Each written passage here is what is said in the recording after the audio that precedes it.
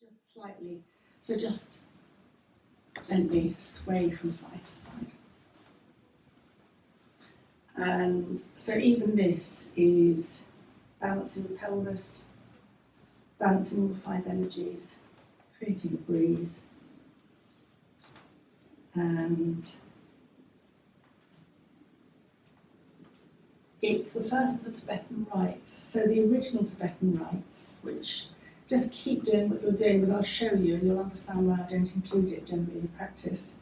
The Tibetan rites is this, like a swirling dervish, where you're going constantly to the right. But of course you get very dizzy, you can't focus on anything, you might fall over. So that is why, but of course it spins your mind, and so you cannot think of anything. You have to keep your head. Okay. Yeah, just 21 to 23 times, which is one of our sacred numbers. So that's why you just swirl around. But the idea behind it, apart from moving all your energies, is that it spins your mind. You can't focus on anything. So for the moment, you have to let go of the thought processes, which are. And you have to be in the present. And you have to be in the present. And then in Tibetan yoga, the yantra yoga, which is the medicine side of Tibetan yoga, is much more vigorous. So it's almost slapping around the shoulders.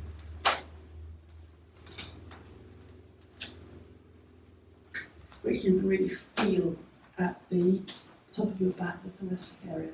Just be very careful with Charlotte, because my biology, I've gone through anatomy and anatomy things so many times, and I just don't retain it. Don't worry, even I don't know. And I should do. A friend of Phil's is a doctor, he's a consultant anaesthetist down in Bristol, who's done this thing. And someone asked him something, and he said, I don't know, he said, if someone drops dead of a heart attack in front of me, I'm not sure if I could save them, because that's not my speciality. Yeah. It's strange, isn't it? You get specialised, you really sort of get away from things. And then just gently slow down, lift and roll the shoulders. So this lifting and rolling the shoulders is opening the gateways in the Eastern philosophy up to the head. So if you're getting energy going, prana going to the head, you're completing your energy flow, but you're also de-stressing in a certain way, if that makes sense. And then just lifting and rolling the shoulders opens here, which are the lung meridians. Just there are 2 energy points just here. So that just opens that. Press your feet down into the ground, and then turn your head to the left as you breathe in, and to the right as you breathe out. Left as you breathe in, and right as you breathe out. Into the left, and out to the right. So this is also part of the somatic movement, which we're going to come to again. And this moving in side to side does something else on the sensory side. If you live in your head all the time and you're constantly, we're all stressed out. So if you do that, this starts to take a hold of that, and then just come to the centre. Breathing in, raise your right arm. Breathing out, turn to the left. Breathing in and out. Come back to the centre with your head, and breathing out, lower your arm back down alongside you. Breathing in, raising your arm to the left arm up. Breathing out, turn your head to the right. Come into the centre, and breathing out, lower your left arm. Lift and roll the shoulders. Clasp your hands behind your back, aim your knuckles to the ground. You can slightly lift your arms away from you, but only if that's available to you. And go slightly to the left, come to the centre, and slightly to the right, and come to the centre. and then release. Lift and roll your shoulders.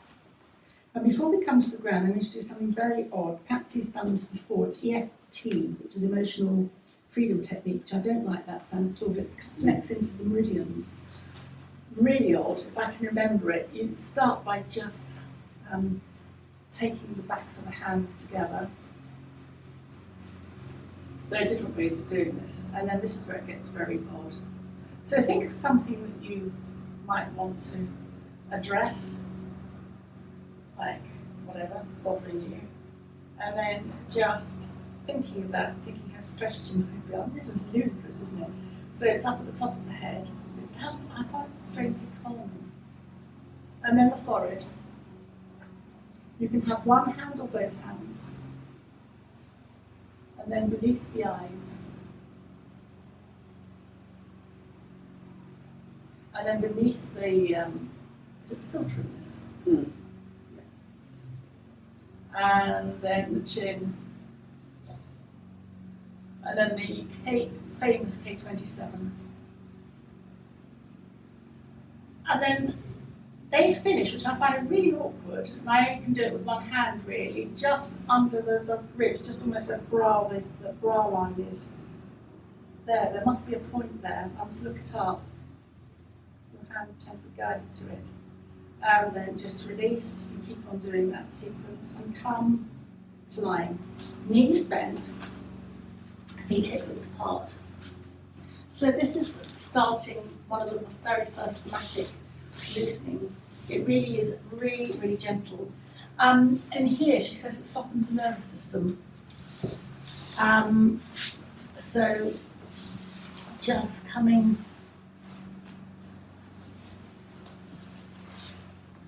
just bring this up here, what I'm doing. Come to knees bent, feet hip width apart. Hands resting on the abdomen, back of the neck, slightly lengthened. And then just very gently start to turn the head one way. You're going from side to side a little bit or a lot. So the weight of the back of the head is resting on the ground. And it comes back to this sensory aspect of the back of the skull.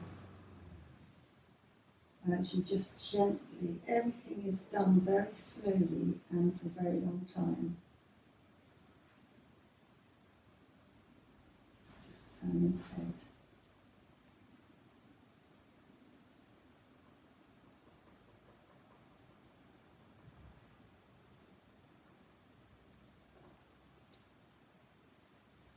So it kind of takes the mind out of the equation when you start accessing the sensory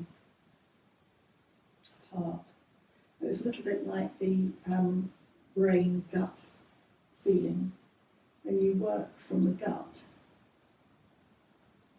your brain, your mind, aspects of the mind are taken out of the equation. And you respond or access parts that you don't normally access. I've said before in the racing drivers, part of their training these days, and they'll do this even if you just go on a basic training day, I've done it, is to get you to drive. I mean, you really do have to trust someone and to put the car into a skid with your eyes closed. I know that sounds ludicrous, but I suppose when you've got a very experienced co-driver with you, you do trust them. And with your eyes closed, you generally control the car and drive into the skid. The second you open your eyes, which was true for me, I panicked and lost it, and the mind tried to control everything. And then just very, very gently come to rest the head to the centre. And now the next one is really odd. It is, imagine that you're wagging your tailbone, so you can have your hands resting on the abdomen or palms down on the floor, whichever works for you.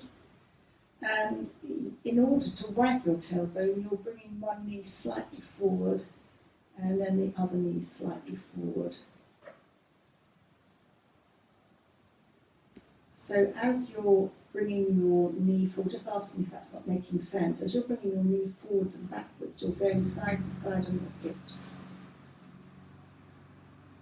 And you are slightly pressing your foot down, probably to stabilise you to get more of a wag. And although this sounds really weird, you're beginning to access into, my understanding is, the diaphragm and psoas matrix, which quite often it's coming back to a very ancient, almost reptilian, fish-like movement that we don't often do. It's accessing quite an... And there's no right or wrong.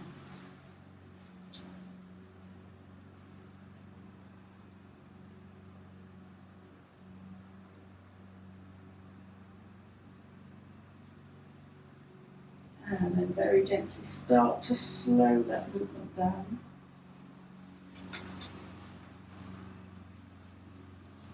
And then come to the centre. Keeping everything exactly where it is. You can have your hands, another option is to have your hands more out by the side. So hand option is totally up to you. And this time we're starting a very gentle pelvic tilt. So you're flattening your back as if you're going to lift your bottom up to the air. And then you are rounding your back so as the tailbone aims towards the floor. And if you go very slowly, you'll find that your chin will start to lift slightly as you, and then it will start to lower slightly. Your head will the back of the head, your head will start to move slightly up and down. I'm trying to work out which way I'm going. So I think as you breathe in and the tailbone flattens and you go to lift, your head goes up. And then I think, for me, as my little gap up the back appears, my chin goes down to my chest. So this head up and down, it's such an insignificant movement, seemingly, but it's so not, because the chin going up and down, apart from anything else, is activating the vagus nerve, and that's anti-inflammatory, as again in the Eastern philosophy. And then also you're in a semi-supine position when just massaging across your lower back. So this is activating something called, in the medicine side, it's almost very soothing for the lower back and soothing for pain generally, because it activates the Vata dosha and regulates it, which is the flow of air in the body. And air is what carries pain in Eastern philosophy. Realise there's no, it's not rooted in Western medicine. And then just very gently come to stillness and just let that movement settle in. And then start to lengthen your feet along the ground. And this is rocking on your heels from side to side, but it will rock your pelvis. So it's supposed to be quite a bouncy movement. And go as fast as you like. I don't like this one very much. I don't know why. It doesn't do it for me particularly. But then the invitation, which does do it for me, is to open the open the toes out and big toes together, big toes away. So it's invert, evert, the toes in. But that really does move my pelvis, and that's quite nice. But I think we're all different, so different things suit different people.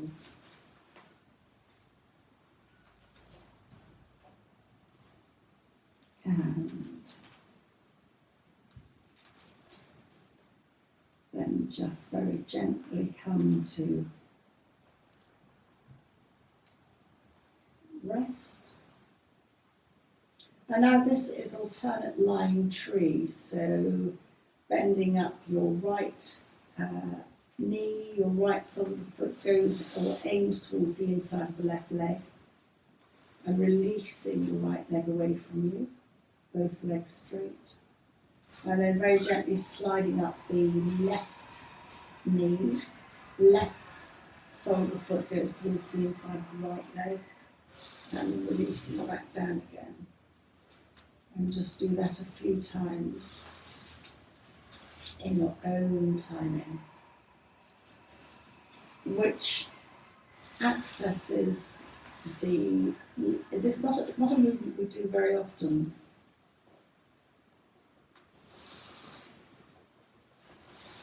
And it moves the hip in a slightly, the leg and the hip socket a slightly different way.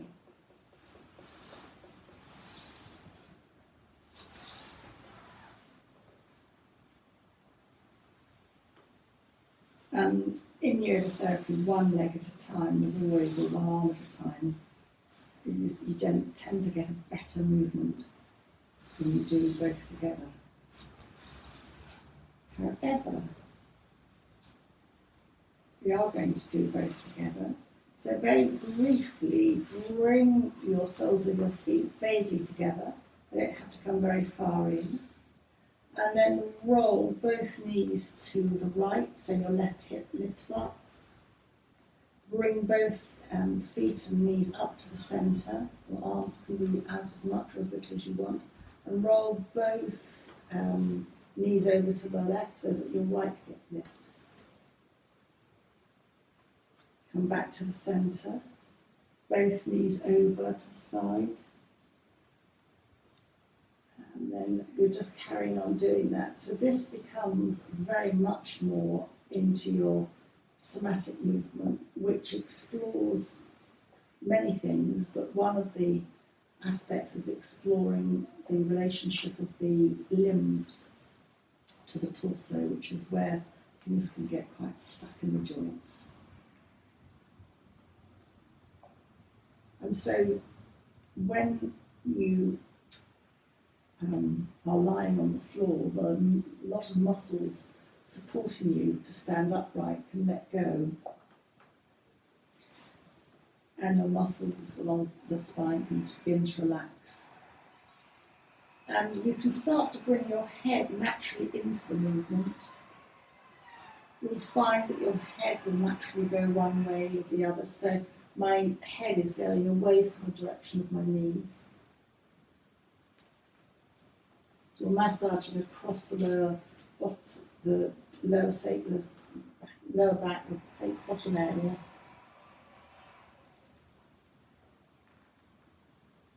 And there's a massive acupressure point at the top of the bottom.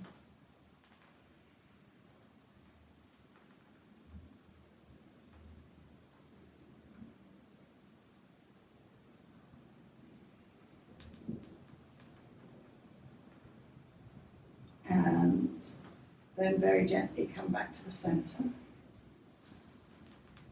Hug one knee in and then hug the other knee in so that you're hugging both knees into the chest. So this is a variation of a yoga pose called Apanasana. Apana is one of the foundational energies. Just slightly rock from side to side. Ties into Vata again, which is air, the air dosha. One of the doshas in the body, predominantly air.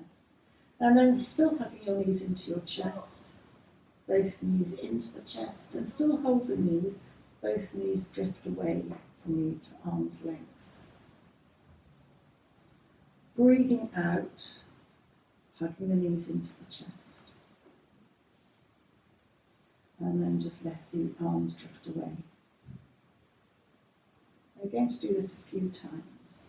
starting the breath, then the movement, finishing the movement, finishing the breath. But don't worry about the breath, it's quite a natural process.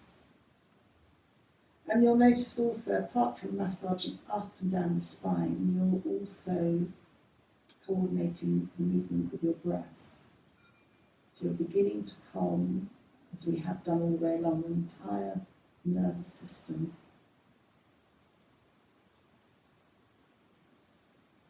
Breathing in, the knees drift away from you, and then breathing out. Hug the knees into the chest.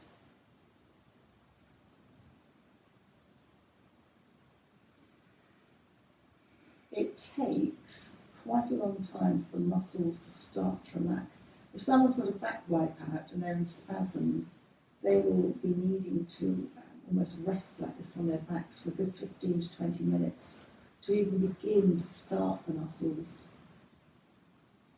off on their relaxation path. But we're not in spasm, so it's a bit quicker.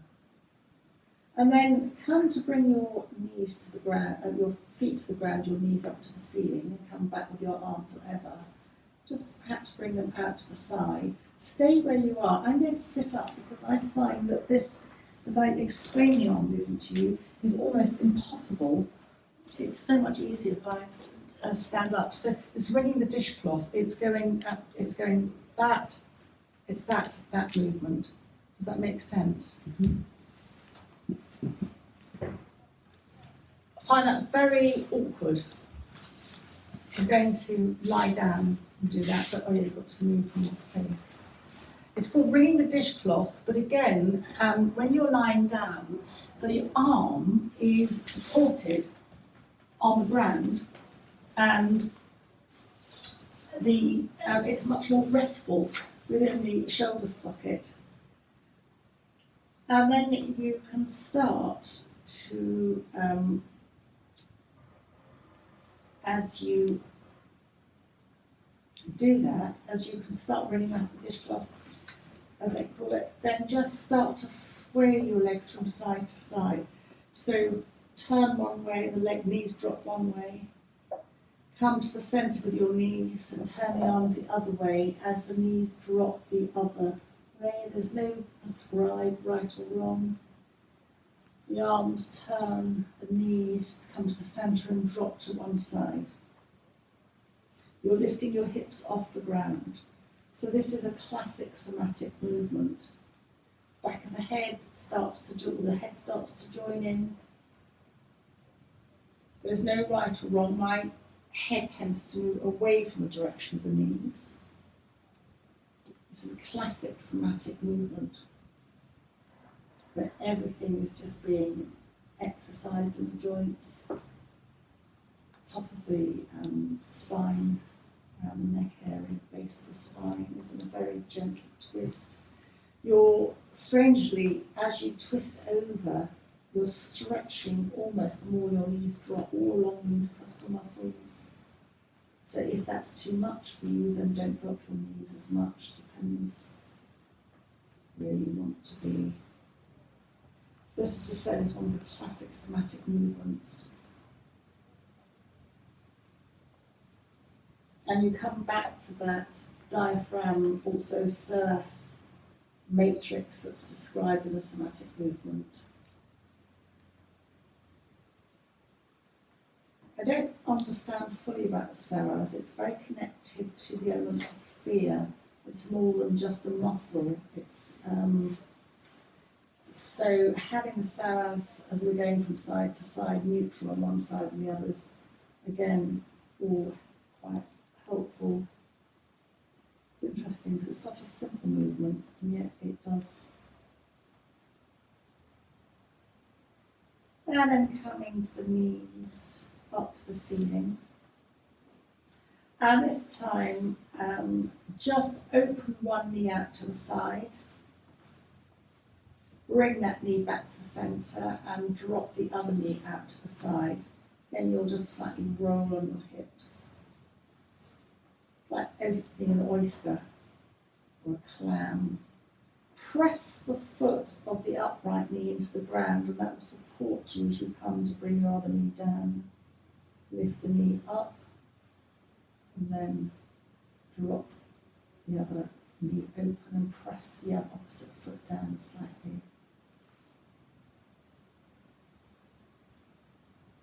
This movement you'll find in lower back programs as well. And it's, I believe, quite favoured by some osteopaths.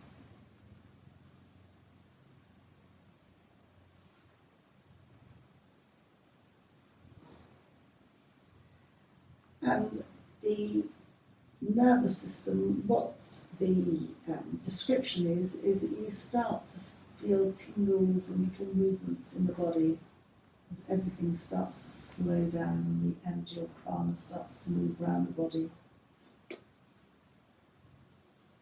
And then just very gently come back to the centre. And come into what is described as constructive rest. So your feet go out to the edges of the mat and your knees touch. You can rest your hands on your abdomen. You can have your palms upwards and out. Whatever works for you. There's nothing for you to do. You might want to notice the abdomen rising on the inhalation and then just moving away as you breathe out.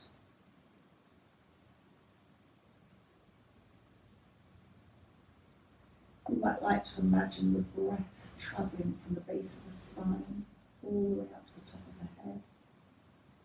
And as you breathe out, perhaps the breath travelling from the top of the head all the way down the spine into the base.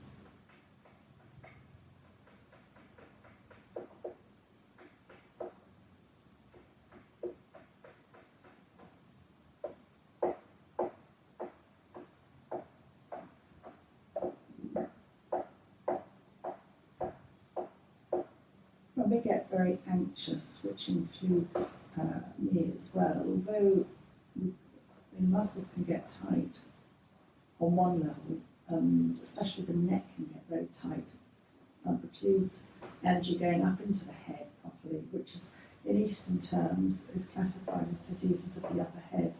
So they are all dementias, Parkinson's.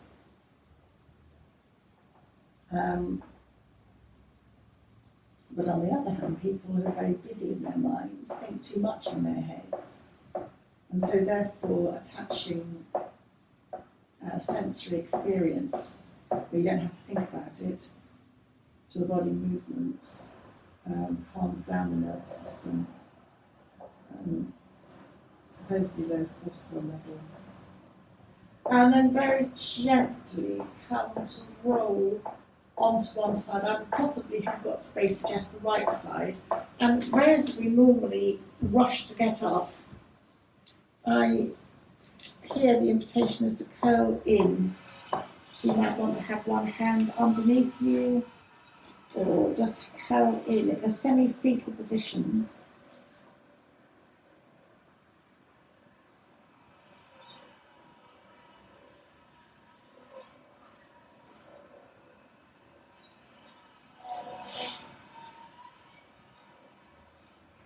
And then we're going to come onto the front, lying on our tummies. And I might need to move this. I don't know if you can see. Come to lie on the tummy anyway. You can make fists with your hands to rest your forehead on your back of your hands or palms. So bringing the elbows in, bend up one leg, it doesn't matter which, slightly. I don't like this position, but it is quite interesting. And then the same hand as the bent knee, just out the side. So this is a very reptilian movement. And you just move any way that you want to, down, around. It is supposedly getting it into almost like a fish-like movement that I've touched on before. And it's getting into the reptilian. You can move your elbow out more if you want more of a reptilian movement. It's working the body in a way that we don't often. And my understanding, if I've got this right, is that it connects into the limbic brain. You might know that, or more about that, Charlotte. So as I said, whatever movement, it is strange. Once I'm there, I quite enjoy it. And then they invite you to keep the leg up, but then change arms so that the opposite arm comes out and exactly the same. I don't like that as much. Again, where you have your hand, this doming of the hand up is very in, or it's beginning to come very in yoga. Things are always changing. But looking at the doming of the hand or doming in the body is giving strength. But if you want the hand flat, that's fine. Based on buildings and arches where domes give a greater strength than flat on the ground. So that's a whole different concept in itself. And then just come back to the centre. And of course we're going to do the same on the other side. So bending up the other leg, same hand, doming or not. Where you just go from side to side. You have to tell me afterwards what you thought of it, because it's such a different movement. I know Patsy snakes are your least favourite thing ever. But perhaps think of a lizard or something more slightly more reptilian that's more acceptable. And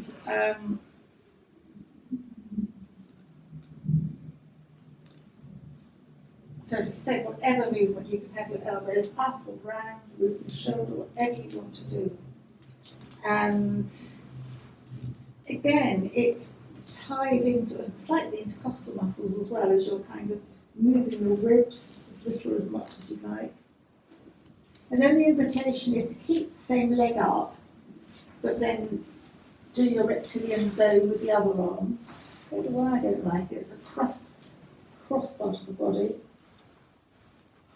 And just again explore that movement.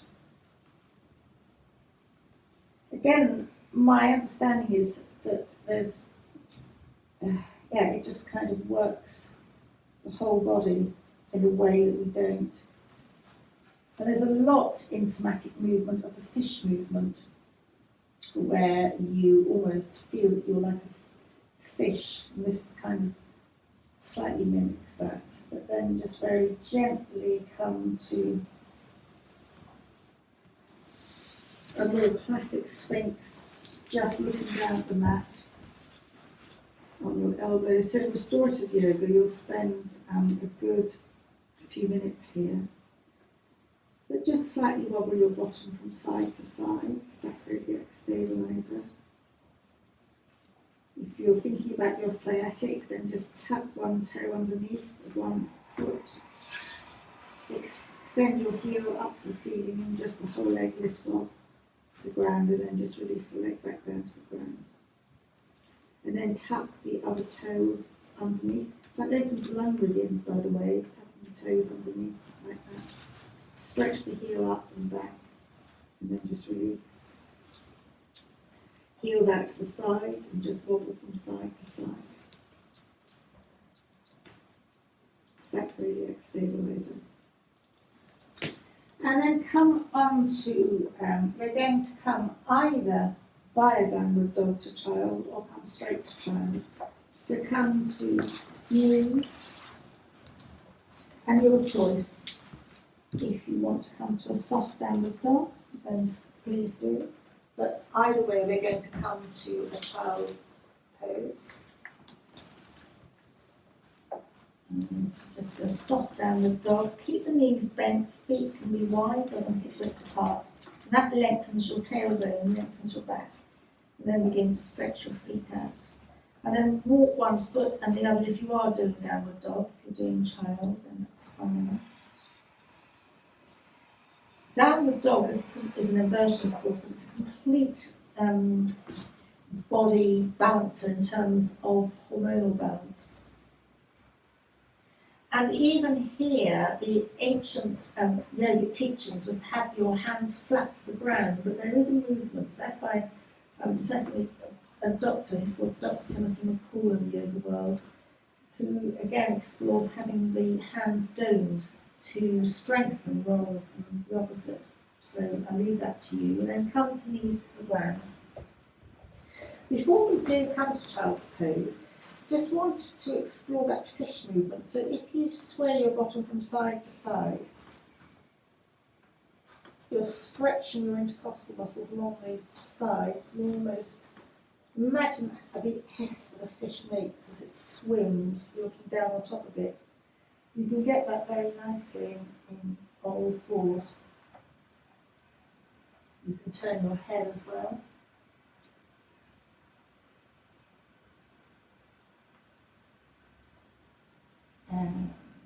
Again, it explores that sort of reptilian slight movement. And then we come into child's pose. So this type of child's pose, big toes together, knees apart. And there are lots of choices. You can come to having your forehead resting on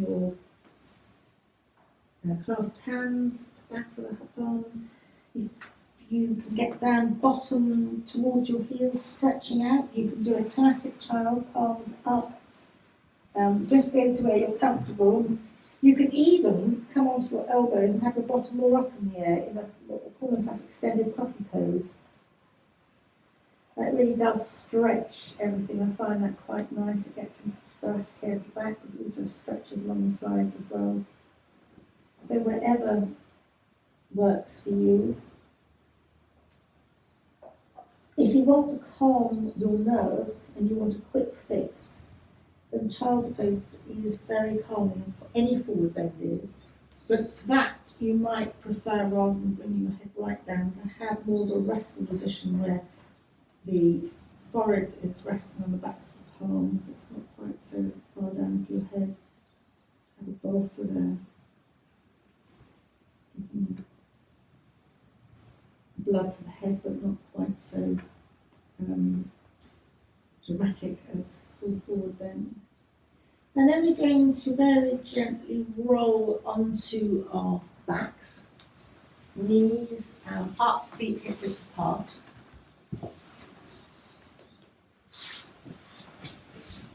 And just take a moment or two to settle. And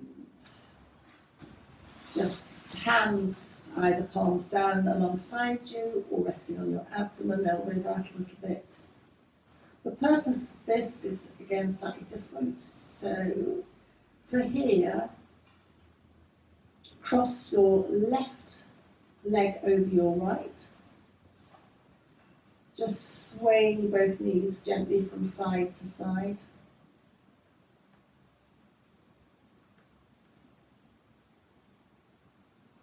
You've got an option to have your arms out by the side. Again, whatever works for you. And then just very, very gently let both knees drop to the right. Your left hip will lift. You can look up, close your eyes, or look slightly to the left. And you drop your knees as little or as much as you would like. It's a supine twist.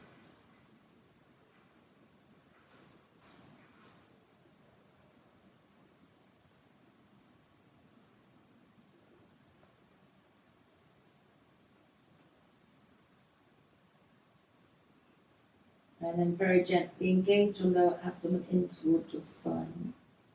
Lift both knees up. And just explore letting both knees drift to the other side, so drifting to the left. Your right hip lifts slightly. You might like to turn your head to the right. Different teachers emphasise different parts of that twist, to the left or the right. Knees back to the centre, uncross your left leg from your right, and just sway both knees gently from side to side.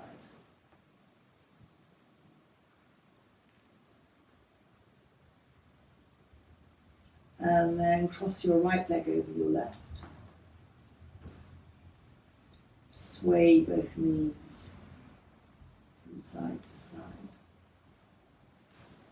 And then let both knees drop to the left, so that your right hip lifts.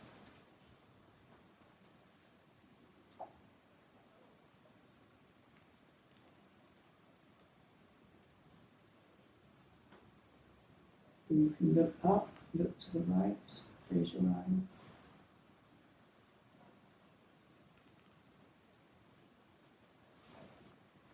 Any rotation or twist is rebalancing for the spine.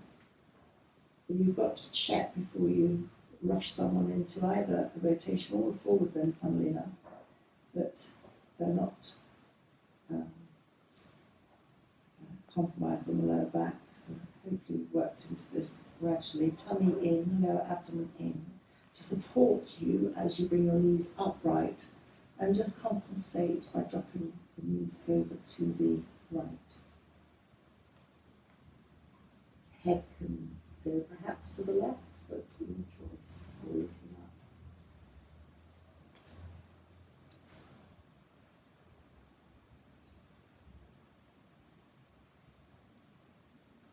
And then tummy or lower abdomen in, bringing the knees up. Uncross your right leg from your left. Just, you might feel you want to press your feet into the ground to lift your bottom a minuscule amount to straighten it out. And you can either come to constructive rest or come to line. We're going to come to rest. And I'm going to take you on a very short journey along the spine. We're going to start at the base of the spine. And mentally to yourself, as you breathe in, focus on the base of the spine, really at the tailbone end, and mentally, as you breathe in, say so to yourself, and mentally, and as you breathe out, hum, thinking of the low spine. So, breathing out, hum. So you now adopt your own breath pace. So as you breathe in, hum as you breathe out. So the base of the spine in Eastern philosophy is where you have a crossover of lots of nerves. You've got the endocrine system correlating all the way along the spine. So naturally enough, in this endocrine journey at the base, we're representing our reproductive systems and so on.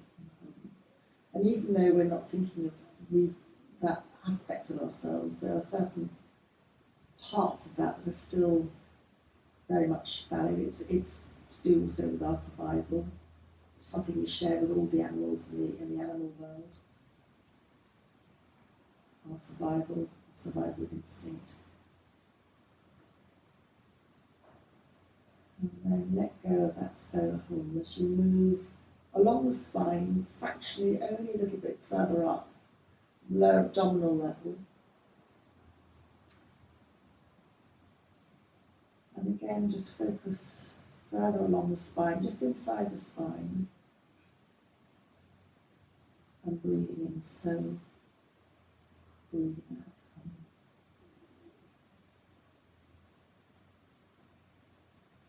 So whereas the base at the very bottom that we just did was associated with earth and the sense of smell, this so hum a little bit further up is connected to fluidity and the water element. It's connected to kidneys, the adrenals. Sitting on top of the kidneys is the related endocrine or hormonal heart connected with this chakra.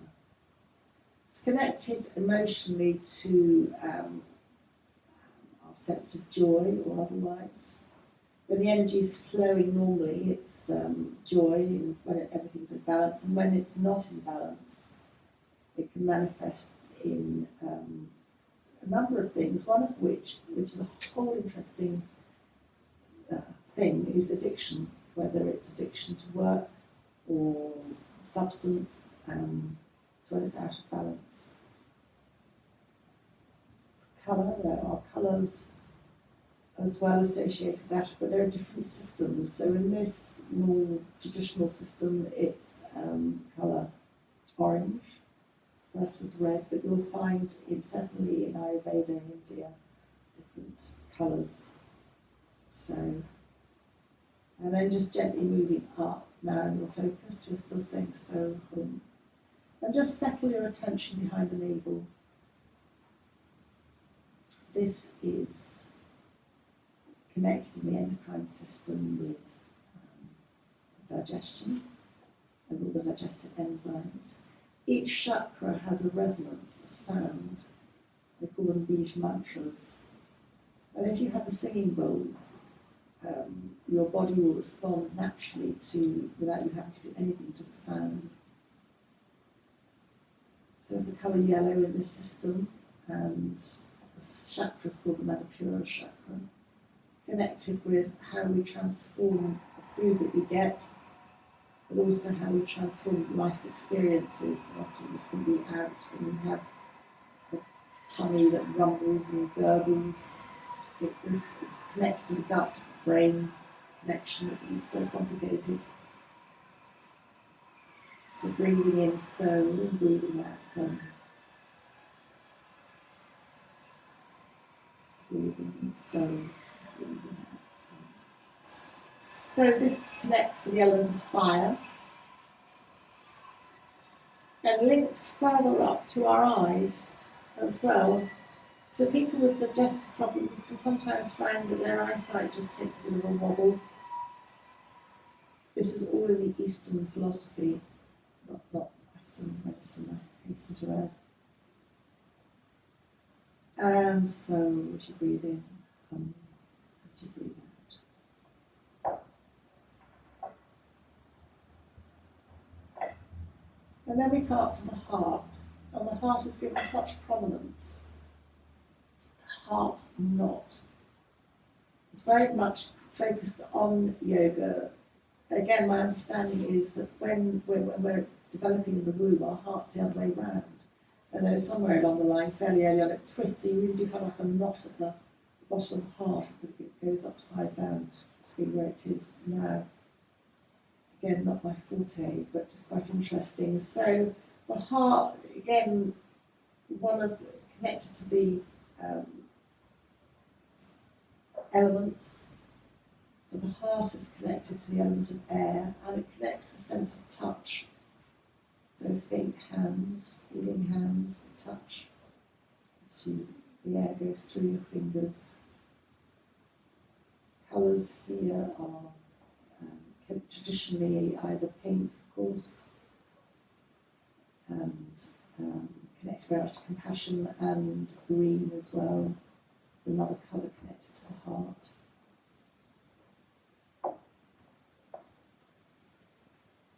Too much energy at the heart burner. People who are too much exercise is as bad as too little, because it burns through the energy. Very connected to the ego, and as well you get people with heart attacks, when people just drop, it can be very connected to the heart.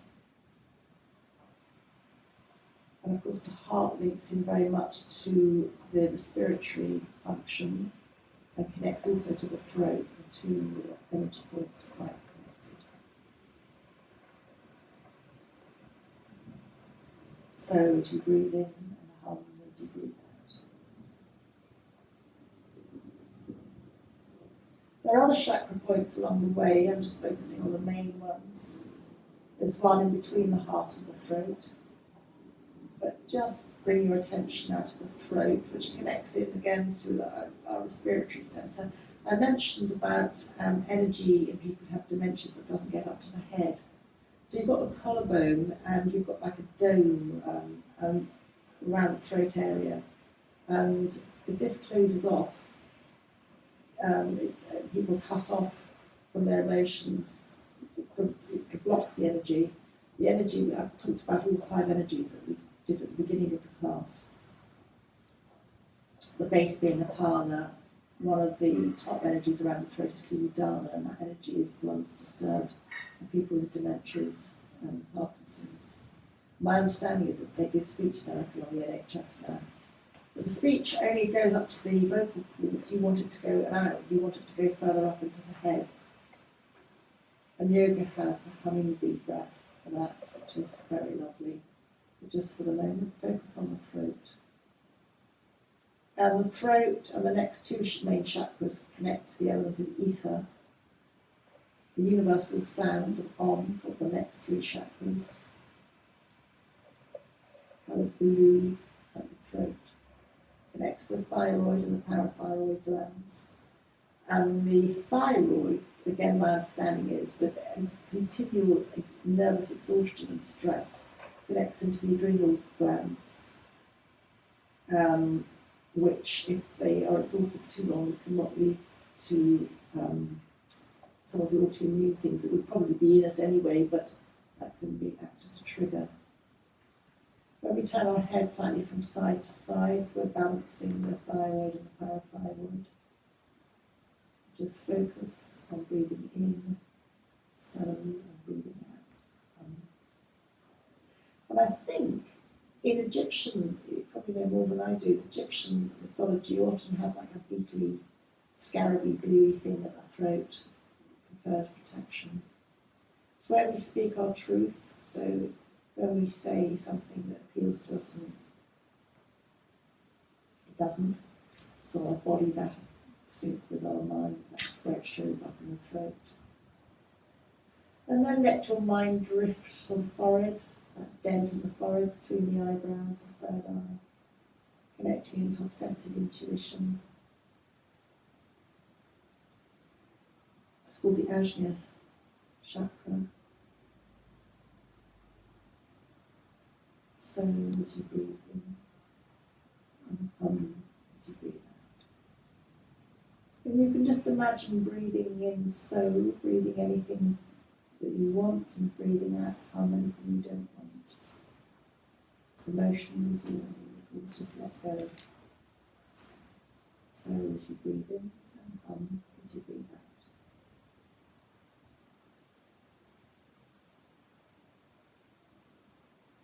Good to go. Colour. Again, the colours can vary in different systems.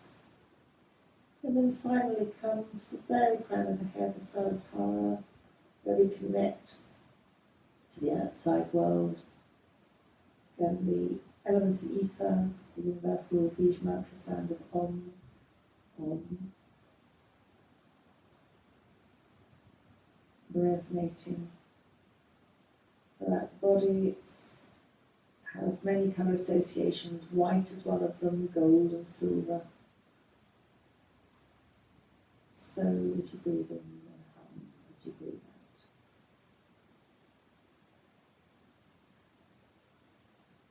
And then choose any colour, either one of the ones that we've mentioned or just a colour to connect with you. And just imagine that you're like an auric egg, wrapping yourself inside and out with your colour of choice, like a bubble. And from your bubble, you can think of anybody who's to wish them well, to send them your thoughts.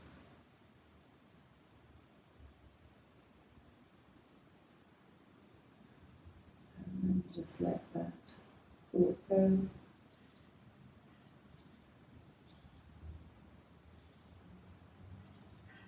then just very gently come to perhaps bend the legs in. Perhaps hug the knees into the chest. Rocking from side to side. We've been on our backs for a while. And then take the time to roll once more onto your side. Right side if it's available, if it's not, then don't worry. And take your time to rebalance the fluids in your body to hot day, coming up in your own time to a very gentle seated position. Cross-legged, if you can make cross-legged. Bring your hands to the heart, chin to chest. Breathing in, just to float your fingers open. Breathing out, chin to chest. Sense the element of air connecting to our sense of touch. Breathing in and breathing out, chin to chest. Appropriate time to gong the gong. And thank you very much for joining me today.